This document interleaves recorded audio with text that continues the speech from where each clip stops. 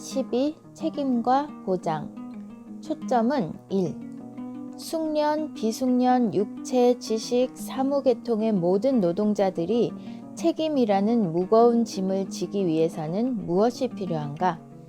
노동자들이 책임을 지도록 하기 위해 기업이나 매니지먼트는 무엇을 해야 하는가? 바로 일에 초점을 맞추어야 한다. 일은 그 자체가 모든 것이 되어서는 안 되지만 가장 우선이 되어야 한다. 물론 업무 외적인 부분이 불만족스럽다면 업무 자체의 보람 또한 느낄 수 없을 것이다. 아무리 최상급 소고기로 요리를 한다 해도 양념이 없다면 누가 이 음식의 매력을 느끼겠는가? 이는 어린아이도 알 만큼 명백한 사실이지만 과거의 역사를 통틀어 보면 일보다 그 외의 요소에 초점을 맞추어 온 사례가 더욱 많음을 알 수 있다. 마르크스주의자들은 소유 관계에만 초점을 맞추었을 뿐 업무 구성이나 노동자의 매니지먼트에는 손도 대지 않았다. 가족적 매니지먼트의 신봉자들은 주택이나 의료 등 복지에 더 큰 관심을 쏟았다. 물론 그것들이 중요하기는 하다. 하지만 업무 자체가 주는 보람을 대신할 수는 없다. 3가지 조건. 일하는 보람을 느끼도록 만들려면 일 그 자체에 책임을 지어야 한다. 이를 위해서는 생산성 향상을 위한 업무 구성, 피드백 정보, 지속적인 학습이 필수적이다. 생산성 향상을 위한 업무 구성. 일을 분석하고 프로세스를 종합하고 관리 수단과 기준을 검토하고 도구와 정보를 설계하는 등 일련의 과정을 이행하지 않으면서 일에 책임을 지우려는 행위는 소용없는 것이다. 이는 독창성이라는 슬로건과 정반대이다. 인간이 속박에서 해방될 때 전문가를 뛰어넘는 창의력과 생산성을 보일 것이라는 생각은 18세기 루소 이전부터 존재했다. 그러나 그것이 옳다는 사실을 지지할 만한 명백한 근거는 없다.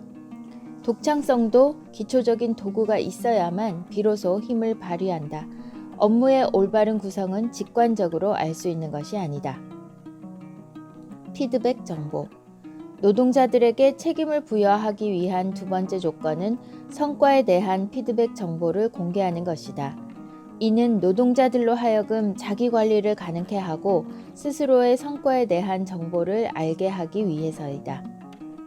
지속적인 학습. 지속적인 학습은 육체 노동은 물론 사무 노동에도 필요하다. 지식 노동에는 말할 것도 없다. 지식 노동이 성과를 올리기 위해서는 전문화되어야만 한다. 다른 전문 분야의 경험과 문제, 니즈를 접하면서 동시에 자신의 지식과 정보를 다른 분야에 적용할 수 있어야 한다. 어떤 형태의 지식 노동이든지 간에 여기에 종사하는 집단은 지속적으로 학습해야만 성과를 기대할 수 있다. 이들 3가지 조건, 즉 생산적인 업무 구성, 피드백 정보, 지속적인 학습은 노동자가 그들의 일, 집단, 성과에 관해 책임을 갖도록 만들기 위한 기반이다. 따라서 이 모든 것들은 매니지먼트의 책임이자 과제이다.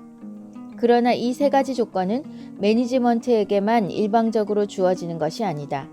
실제로 노동자들 스스로가 처음부터 일, 프로세스, 도구, 정보에 관해 검토해야 하며 자신의 지식과 경험, 욕구가 업무의 모든 단계에서 귀중한 자원으로 활용되도록 해야 한다. 이를 어떻게 할 것인지 검토하는 것은 노동자와 그 집단의 책임이다. 이들은 업무의 방식과 성과에 대한 책임을 가지고 있다. 따라서 일, 직무, 도구, 프로세스, 기능의 향상에 있어서도 책임이 있다. 이는 엄격하긴 하지만 만족시킬 수 있는 요구들이다. IBM의 예를 보면 노동자들은 높은 목표를 설정하고 실제로 그들 스스로가 설정한 목표 이상의 성과를 올린다. 이는 일이 놀이가 되어서가 아니다. 심리적인 요인은 큰 역할을 수행하지만 동기부여만이 그 원인이 되지는 않는다. 자신이나 작업자 집단의 직무 설계에 책임을 지도록 하는 것이 성공하려면 그들이 자신의 전문 분야에서 지식과 경험을 살릴 수 있어야 한다. 이를 생산적으로 만들기 위해 독창성에 기대하는 것은 희망사항일 뿐이다. 정말로 필요한 것은 노동자들의 실질적인 기술과 지식이다. 그들이야말로 유일한 전문가이다. 직장 커뮤니티와 책임. 공장이나 사무소에는 직장 커뮤니티가 있다. 노동자의 업무 성과를 향상시키기 위해서는 이 직장 커뮤니티에 실질적인 책임을 부여해야 한다. 매니지먼트가 직장 커뮤니티의 문제에 관해 의사결정을 행하는 것이 직장 커뮤니티에게는 중요한 일일 수 있다. 그러나 매니지먼트 입장에서는 중요하지 않은 문제를 짊어지는 것이다. 여기에는 직원 식당, 휴가 조정, 레크리에이션 활동 등의 문제가 포함된다. 기업의 매니지먼트가 이러한 문제들을 손수 처리하게 되면 자금을 투입하더라도 능률은 더 나빠지고 마찰과 불만이 야기되며 의사결정이 적절하게 이루어지지 않아 제대로 운영되기 힘든 경우가 많다. 그 이유는 이 활동들이 매니지먼트의 관심 영역이 아니기 때문이다. 그러나 직장 커뮤니티와 그 구성원들에게는 이 활동들이 중요한 문제이다. 운영 지침이 상부에서 내려온 것인 한 아무리 해도 이들의 사기는 오르지 않는다. 결국 이런 활동들에 관한 책임은 직장 커뮤니티에 맡겨야 한다. 이 활동들은 직장 커뮤니티가 리더십을 발휘하고 인정받고 배워갈 수 있는 좋은 기회이다. 리더십을 발휘할 기회가 직장 커뮤니티에 존재하지 않을 때 직장 커뮤니티의 능력과 에너지, 야심은 매니지먼트나 직장 커뮤니티에 대립하는 형태로 발휘될 수 있다. 이는 당연히 부정적이고 파괴적이며 선동적인 형태를 띈다. 직장 커뮤니티에서 이루어지는 자치는 민주적이지 않아도 좋다. 아니, 민주적이어서는 안 된다.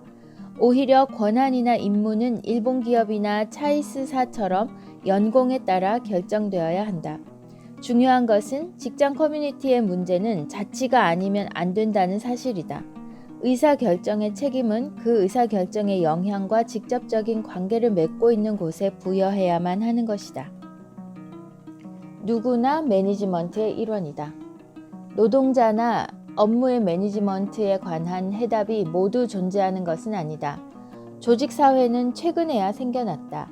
인류 역사를 보면 피고용자는 바로 얼마 전까지만 해도 그 숫자가 훨씬 적었다.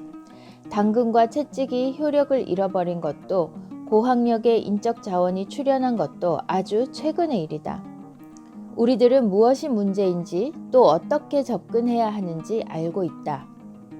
완전한 실현에 대하여 확신할 수는 없지만 지향해야 할 목표 또한 알고 있다. 아직까지는 노동자를 향해 동료 매니저 여러분이라고 부르는 사람이 아무도 없다. 그러한 일이 향후 일어나지 않을지도 모른다. 그러나 그것이야말로 목표이다. 물론 매니지먼트의 권한과 권력, 의사결정과 명령, 소득의 격차, 상사와 부하 직원이라는 현실은 여전히 남을 것이다. 그러나 누구나 자기 자신을 매니지먼트의 일원이라고 여기는 조직을 구축해야만 성장할 수 있다. 신분의 보장. 그렇다고 해서 실업의 두려움이 존재하는 가운데 업무와 집단, 성과에 책임을 질 수는 없다. 책임을 지기 위해서는 안정적인 일자리와 수입에 대한 보장이 있어야만 한다.